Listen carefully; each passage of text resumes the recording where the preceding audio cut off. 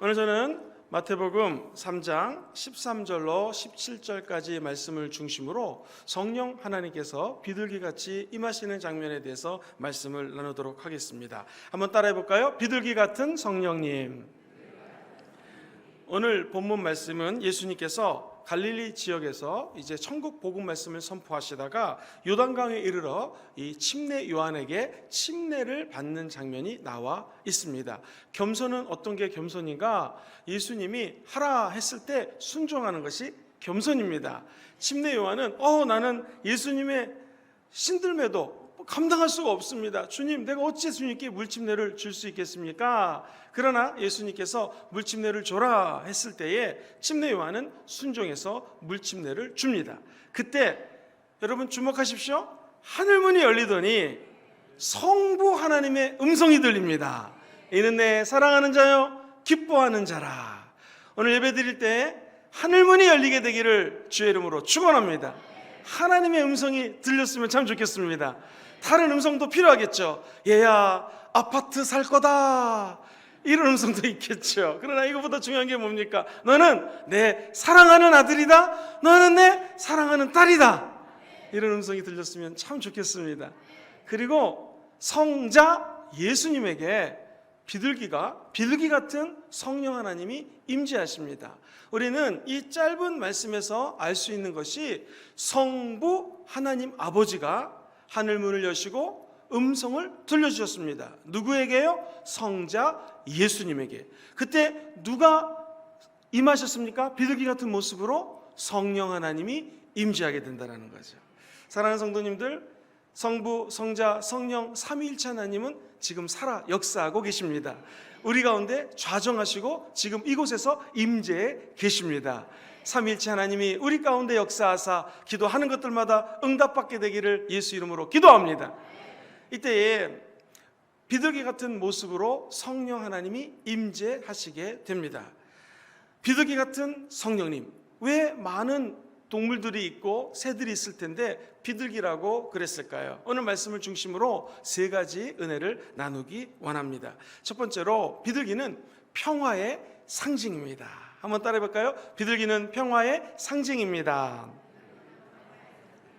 우리나라에 외국 사절단이 방문을 하거나 특별 행사가 있으면 비둘기를 갖다가 평화의 상징이기 때문에 쫙 날리는 모습을 TV에서 많이 보셨을 것입니다.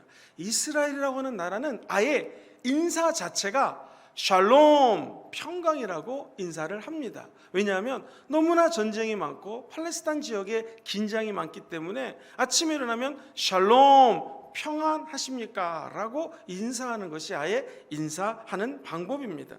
옛날 사람들도 전쟁을 하고 난 다음에 싸움에 승리하게 되면 먼저 1번 산봉우리에 올라갑니다. 그리고 봉화불을 막 지핍니다. 싸움이 끝났다는 표시로 비둘기를 날려보냅니다. 무슨 뜻입니까? 이제 전쟁 끝, 평강이 임했다라는 것입니다.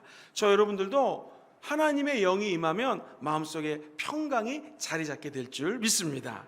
창세기 1장 2절을 보면 하나님의 신이 수면 위에 운행하시더라라고 표현합니다. 땅은 혼돈이 있고 공허하고 흑암이 있고 깊음 위에 있습니다. 그러나 그 땅 위에 하나님의 영, 성령 하나님이 운행하시는 줄 믿습니다. 4세기에 라틴말로 번역된 성경이 있어요. 이때 이 성령님이 운행하시더라라는 말을 인큐베벳이라는 단어로 번역을 했습니다. 이 성령님이 운행하시다라고 하는 인큐베벳이라고 하는 단어는 우리 아기가 응애 하고 태어났을 때 완벽하게 못 태어났을 때 집어넣는 곳이 있어요. 인큐베이터라고 하죠. 그 말로 영향을 주게 됩니다. 즉 우리가 이 땅에 예수 그리스도를 믿는 성도로 살면서 너무나 힘이 들고 넘어지고 좌절하고 쓰러지고 때로는 핍박이 있고 어려움이 있으니까 성령 하나님이 인큐베이터 안으로 저와 여러분들을 집어넣는 거예요. 아니 정확히 얘기하면 우리가 살고 있는 삶의 처소에서 성령 하나님이 암탉이 계란을 품듯이 저와 여러분들을 마치 인큐베이터 안에서 품으시고 보호하시고 은혜를 주시고 축복을 더해 주시고 하나님의 선물을 허락하여 주신다라는 것입니다. 우리 예수님은 하나님의 신 성령님이 수면 위에 운행하시더라 라고 하는 그 원뜻을 정확히 얘기하면 품는다 라고 한국말로 번역을 할 수가 있습니다. 오늘 이 하나님 존존에 나오신 여러분들은 우리 성령 하나님이 저와 여러분들을 인큐베이팅 하듯이 품듯이, 계란이 알을 품듯이, 비둘기가 그 알을 품듯이 저와 여러분들을 품어주시는 역사가 임하게 될 줄 믿습니다. 그러면 세상에 환난이 다가오고 핍박이 다가와도 우리 마음속에는 평안함이 임할 수 있게 되는 것이죠.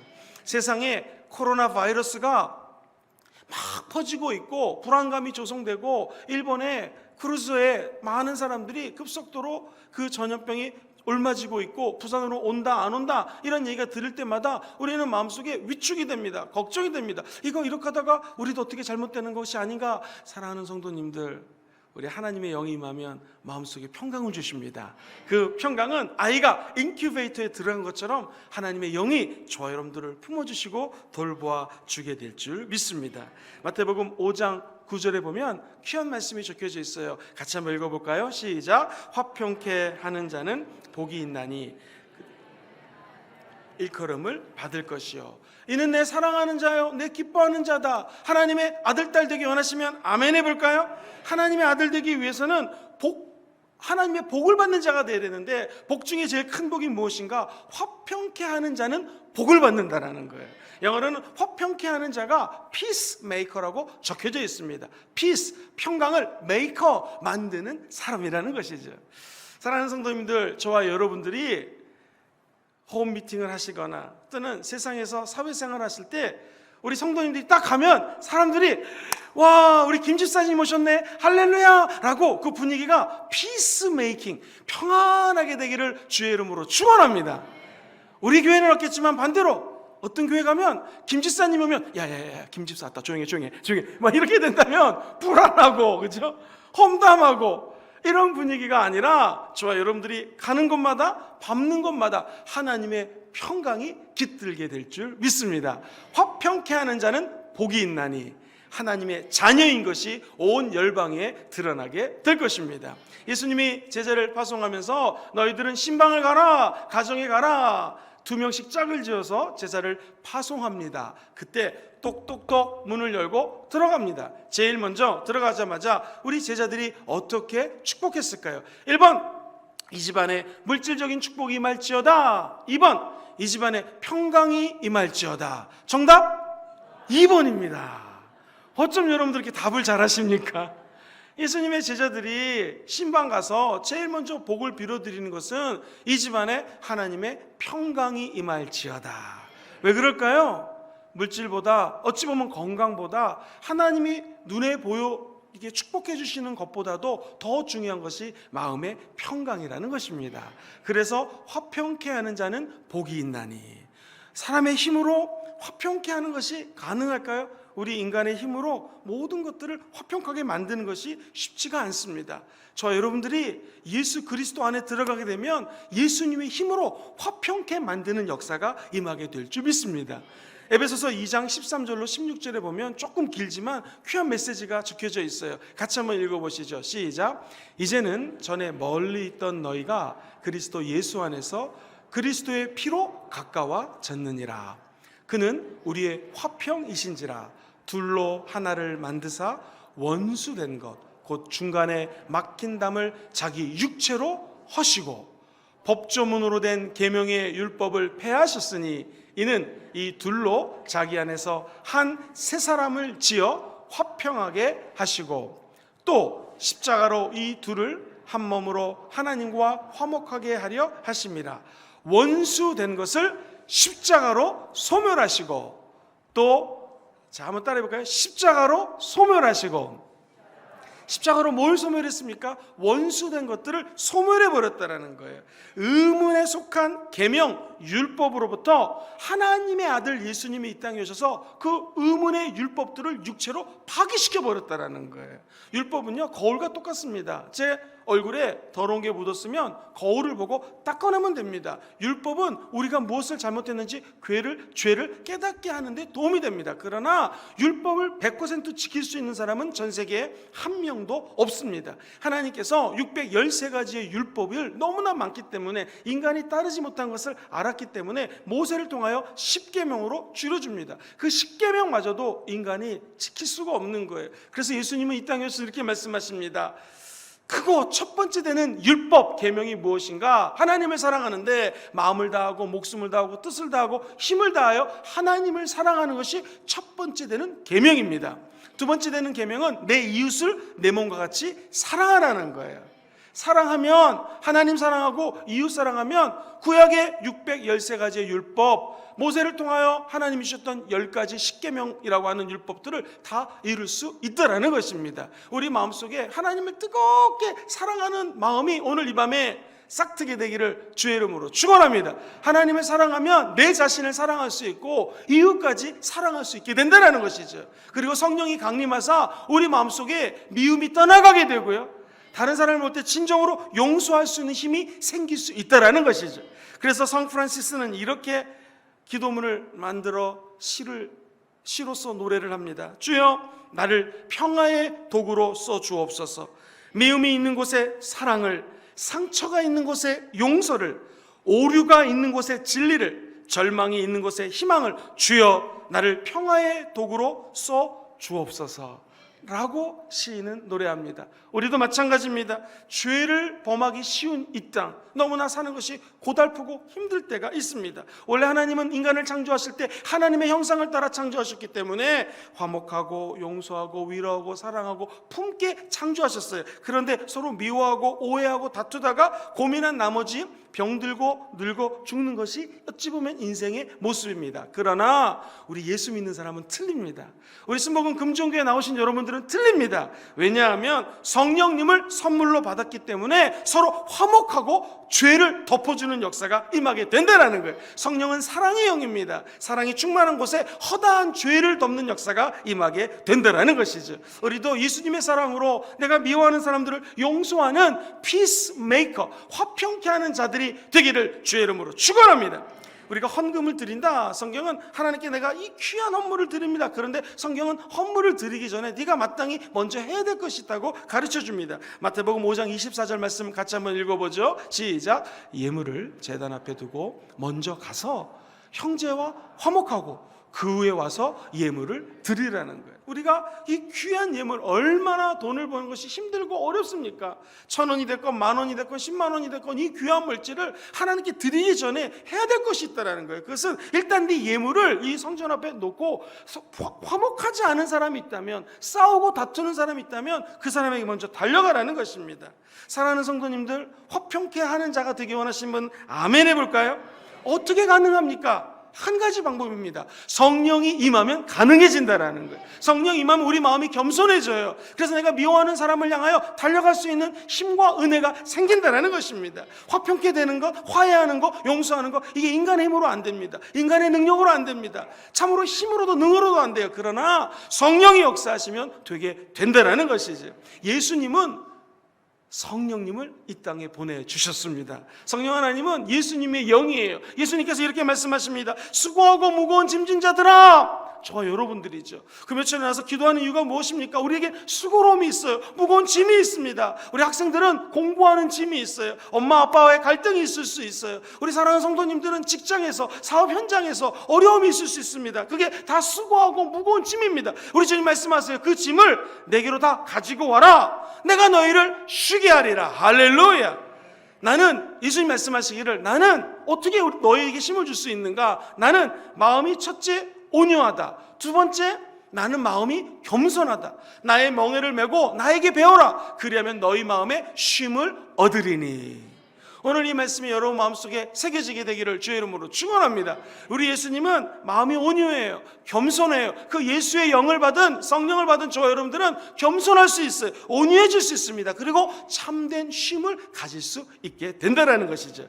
성령이 임하게 되면 교만함이 꺾어지게 됩니다. 마음이 부들부들해진다는 거예요. 그러나 마귀는 우리 마음을 강팍하게 만듭니다. 완고하게 만들어요. 우리 마음속에 교만함을 줍니다. 싸우지 말라는, 계속 싸우라는 거예요. 여러분, 우리가 어떻게 겸손하고 어떻게 온유해져서 피스메이커, 화평케 하는 자로 살아갈 수가 있겠습니까? 성경은 야고보서 4장 6절에 이렇게 가르침을 주십니다. 시작. 그러나 더 큰 은혜를 주시나니 그러므로 일러스되 마음이 교만한 자를 물리치시고 겸손한 자에게 은혜를 주신다 하였느니라. 할렐루야. 하나님은 어떤 자에게 성령을 주고 피스메이커, 평강케 하는 자, 화평케 하는 자로 살아가게 도움을 주는가? 겸손한 자에게 은혜를 허락하여 주신다라는 것이죠. 우리가 너무나 존경하는 독립운동가요, 교육가이셨던 조만식 장로님을 기억하실 것입니다. 이분이 오산학교 교장 선생님으로 있을 때에 아주 귀한 제자를 가르치셨어요. 그 제자 이름은 바로 주기철 목사님이십니다. 나중에 이 주 목사님이 목사 한 수 받기 전에 전도사님이셨어요. 전도사님께서 열심히 설교를 하는데 그날 무슨 일이 있으셨는지 조만식 선생님께서, 교장 선생님께서 그만 예배를 늦게 오십니다. 설교하는 중간에 문을 열고 들어오는 거예요. 그때 이 젊은 전도사의 이야기를 들어보십시오. 주기철 전도사님이 조장로님 의자에 앉을 생각하지 마십시오, 엄격하게 말씀을 한 거예요. 그랬더니 이 조만식 교장 선생님이 뒤에서 책가방을 들고 그대로 서서 예배를 드리더랍니다. 설교가 끝나고 난 다음에 주전도사님께서 말씀하십니다. 저 뒤에 계시는 장로님 기도해 주십시오. 그래서 주장로님이 기도를 하시는데 기도 한번 들어보시죠. 하나님이시여, 이 죄인 놈을 용서하옵소서. 하나님을 만나는 것보다 사람 만나는 것이 중요해서 예배 시간에 늦게 오고 말았습니다. 제가 예배 시간에 늦게 와서 주의 종의 마음을 상하게 한 죄를 용서하여 주옵소서 라고 울면서 장로님이 기도한다는 거예요. 그때 그 자리에 성령님이 임재하십니다. 장로님의 기도 소리를 듣고 모든 성도들이 펑펑펑 울면서 회개하고 기도하자 성령이 임재했다라는 것이죠. 한 사람의 겸손함이 그 조직에, 그 모임에, 사람들이 모여있는 그 자리에 큰 은혜를 허락하여 준다라는 것입니다. 목사님, 내 옆에 있는 사람이 화평케 하는 자가 아닌데 내가 어찌 화평케 할 수 있겠습니까?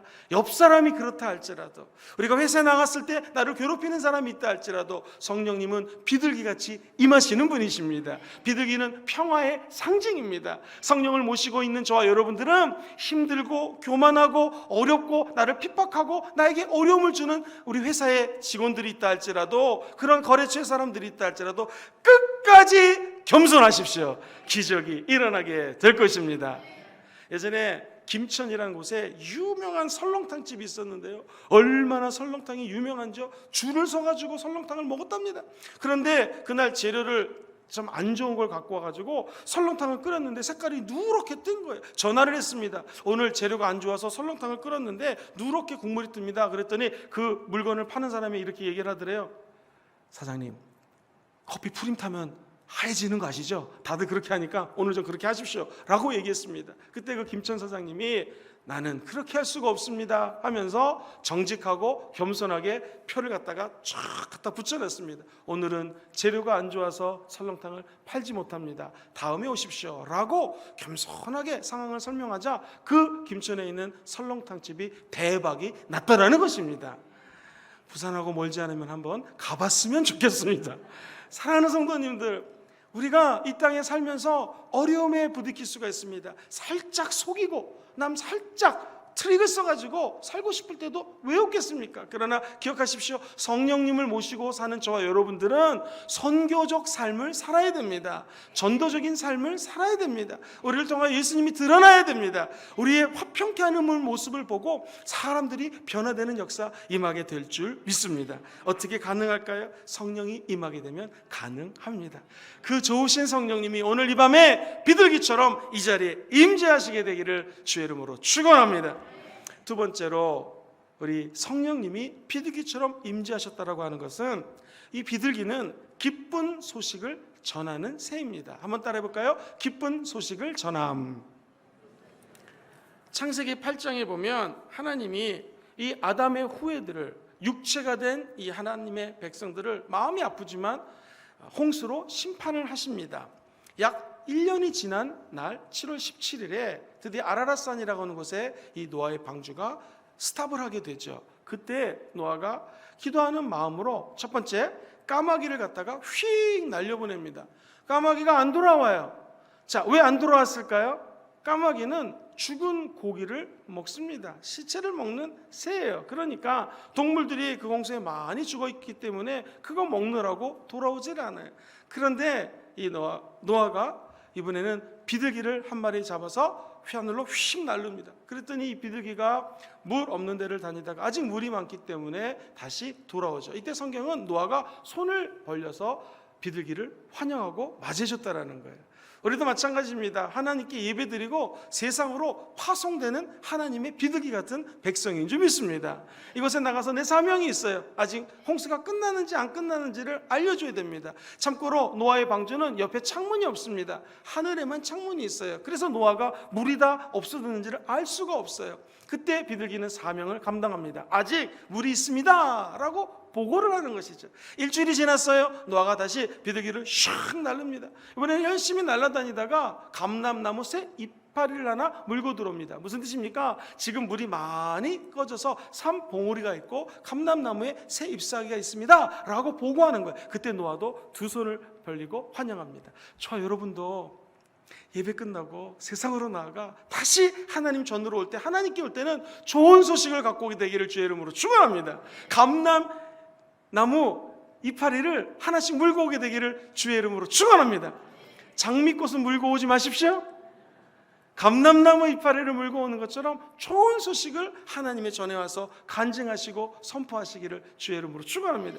일주일이 지났어요. 7일 뒤에 다시 노아가 비둘기를 샥 날려 보냅니다. 그러자 이 비둘기가 돌아오질 않아요. 무슨 의미입니까? 비둘기는 땅을 밟고 사는 새입니다. 땅이 완전히 물이 가라앉았다는 것을 노아에게 알려주는 것이죠. 이처럼 우리들도 사명이 있습니다.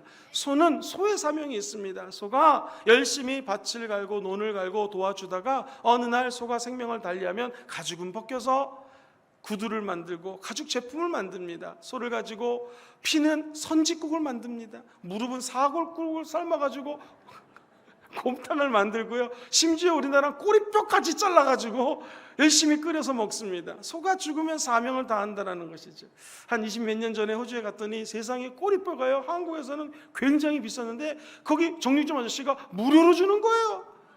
아니 이게 무료입니까? 우리는 꼬리뼈 안 먹습니다. 한국에서 왔죠? 그러면서 공짜로 주는 거예요. 얼마나 감사한지. 하나님은 이곳에도 살아계시는구나. 가난한 유학생들 꼬리곰탕 끓여 먹자. 그래가지고는 26시간을 열심히 과가지고 먹었던 기억이 있습니다. 여러분, 소는 소의 사명을 다하는 거예요. 개는 낮에 잡니다. 그러면 아이고 개팔자가 상팔자에, 그러면 안 됩니다. 개는 낮에 자는 게 사명이에요. 왜? 밤에 집을 지켜야 되거든요. 그럼 개는 낮에 자야 됩니다. 괜히 자는 게 발로 걷어차지 마십시오. 개는 개 사명을 감당하는 거예요. 우리 인간은 목소리를 많이 쓰면 목이 컬컬해가지고 쉽니다. 우리 사모님 아들 같은 목사 아껴가지고 제가 목이만 아프면 용각산 사다 주세요. 할렐루야.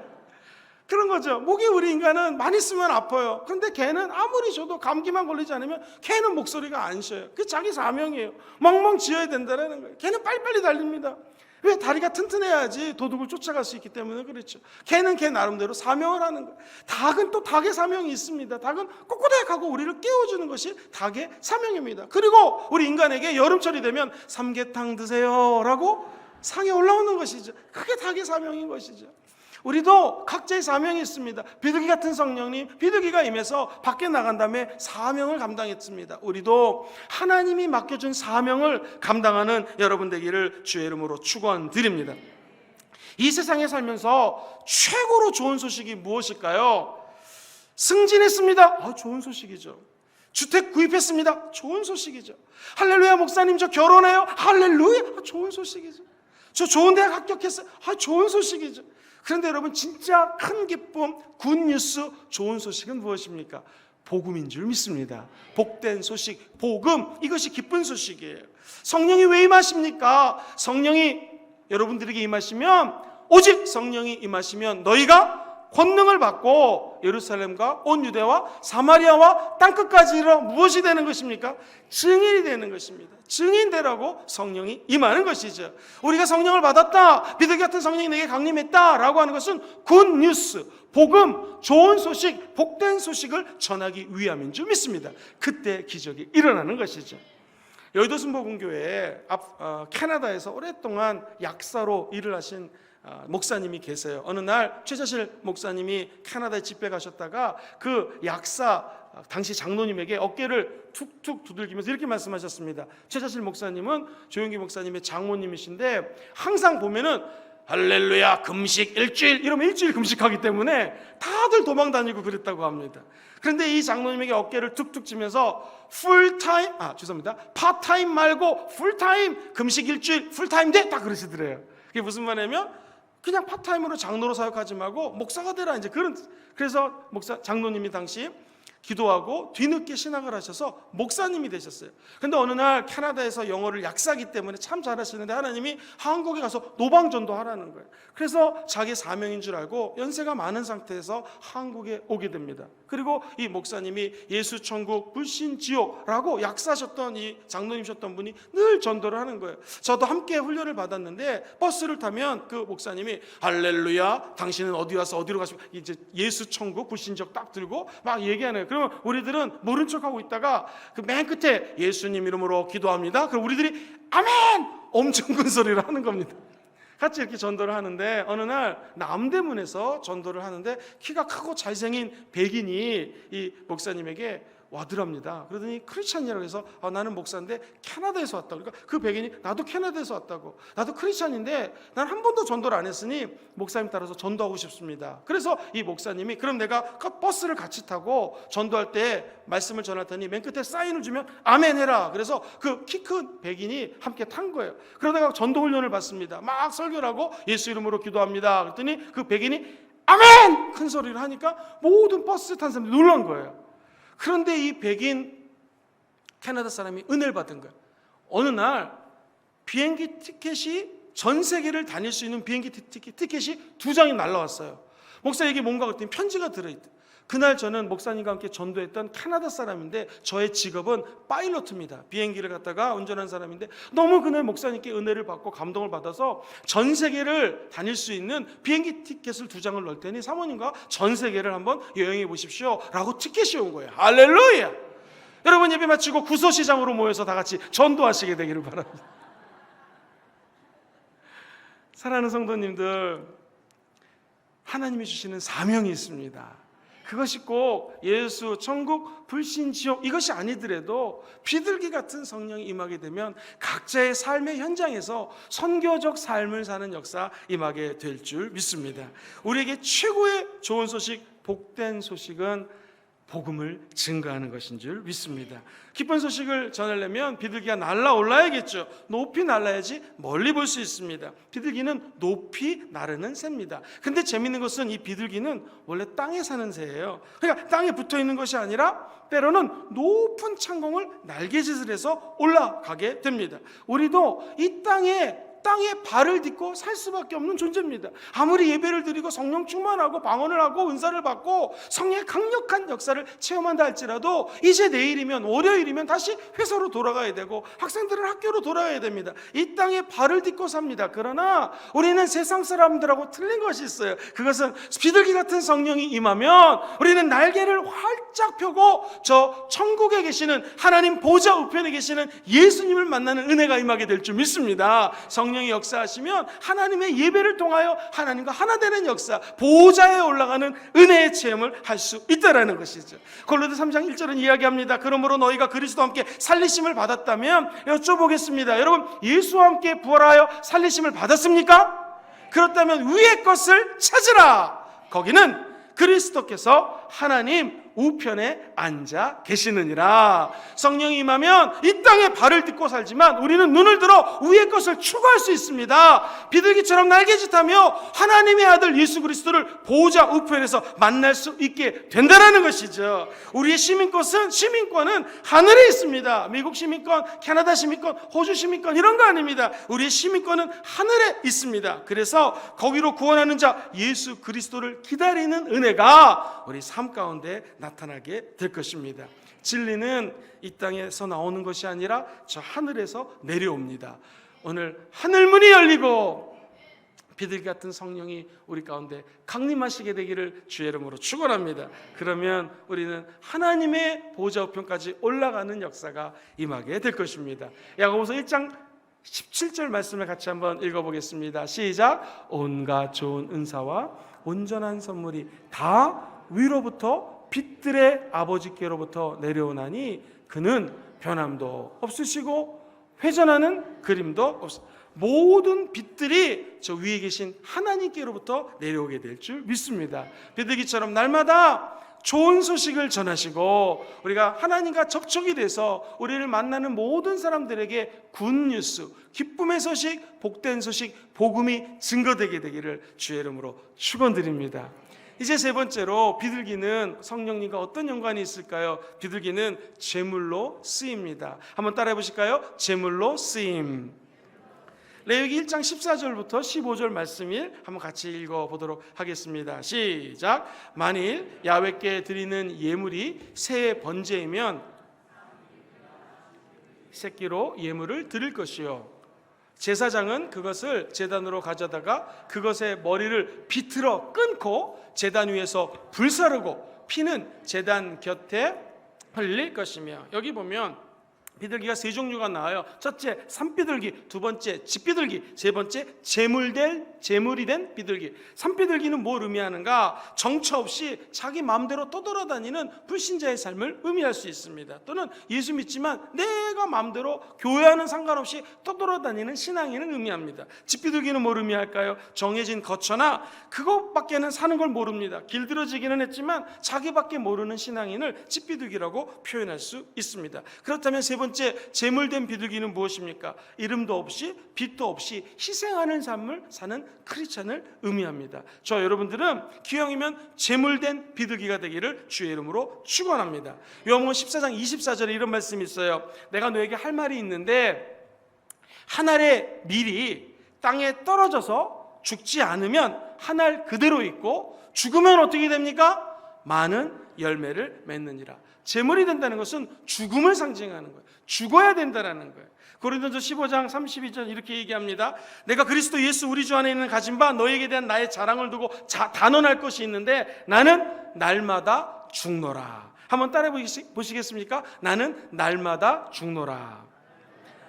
목사님 어떻게 죽어야 됩니까? 오늘 이 말씀을 비춰보면 한 9가지로 정리를 해드릴 수가 있어요. 첫째, 목이 비틀어집니다. 제물을 드릴 때 목을 비틀어야 돼요. 이것은 자기 자신을, 자아를 부인하는 거예요. 목이 비틀어졌다? 자존심을 꺾으라는 거예요. 옆 사람을 인사해 보겠습니다. 어쩜 이렇게 자존심을 잘 꺾게 생기셨습니까? 어쩜 이렇게 자존심을 잘 꺾게 생기셨습니까? 목이 비틀어졌다? 자기 자존심을 내려놓는 것입니다. 목사님이 가끔 옆 사람을 인사를 시킵니까? 졸랑말랑하는 사람이 있을 때 인사를 시킵니다.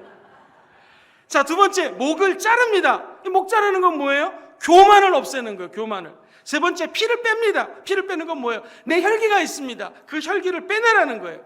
날개를 잘라버립니다. 내 수단 방법이 있어요. 내 생각하는 지성이 있어요. 내가 아는 알미 있어요. 그동안 공부한 게 있어요. 그동안 체험한 게 있어요. 그 날개를 잘라버리라는 것입니다. 성령이 임하면 우리 인간의 방법이 아닌 하나님의 방법으로 일을 하게 될 줄 믿습니다. 발목을 잘라라. 무슨 의미입니까? 세속적인 삶, 풍습, 버릇, 습관을 버려버리라는 거예요. 발을 잘라라. 내가 마땅히 가서는 안 될 곳을 갈 때가 있어요. 그때 그것을 과감히 끊어버리라는 것입니다. 가죽을 벗겨내라. 세속적인 명예가 있어요. 세속적인 권세가 있어요. 그것을 다 벗어버리라는 것입니다.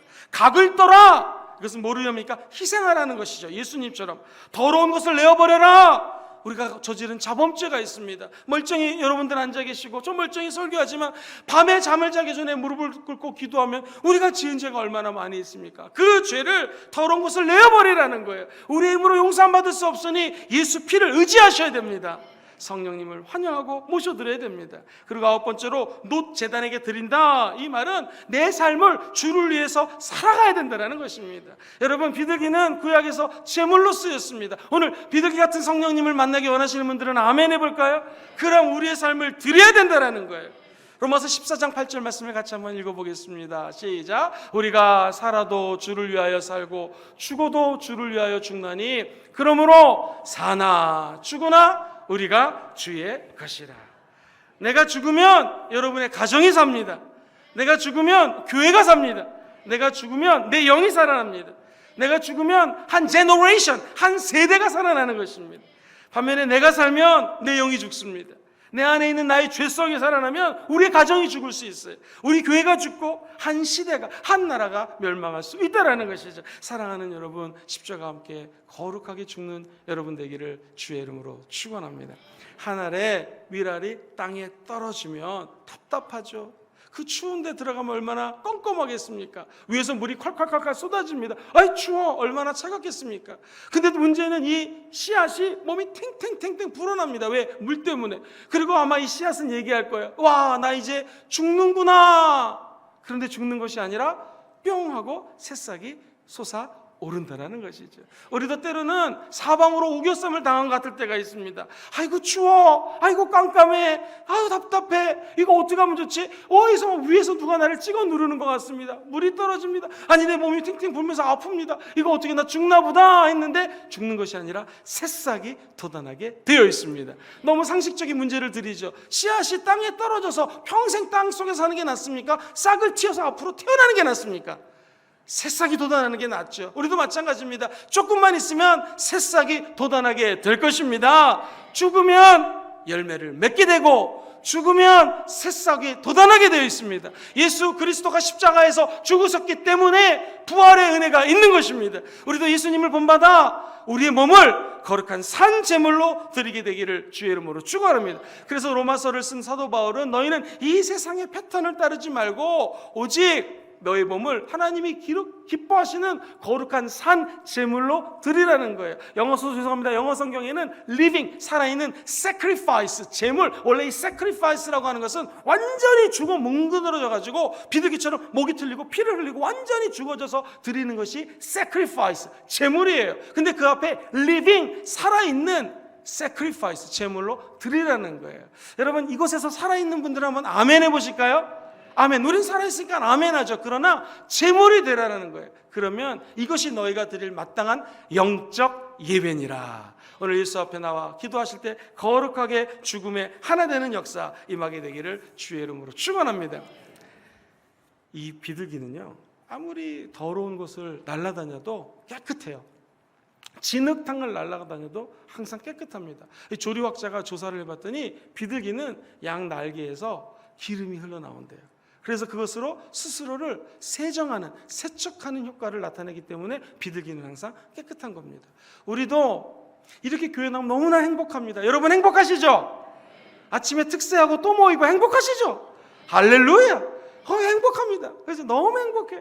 근데 이 행복한 우리가 어떻게 보면 다시 더러운 세상을 향하여 달려나가야 됩니다.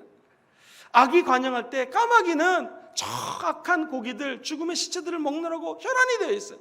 우리는 비둘기 같은 성령이만 존재인 줄 믿습니다. 비록 우리의 발은 세상을 딛고 회사에서 사업을 하며 거짓된 삶을 사는 사람들과 함께 살고 있어요. 그러나 기억하십시오. 우리 안에는 성령님이 임재해 계십니다. 성령이 기름 부어주십니다. 자생하는 성령의 능력이 우리 마음속에서 흘러넘치게 될 것입니다. 그럼 우리는 정결케 된다는 것이죠. 깨끗게 된다는 것이죠. 우리는 그런 힘이 없어요. 성령의 기름 부으심을 사모하셔야 됩니다.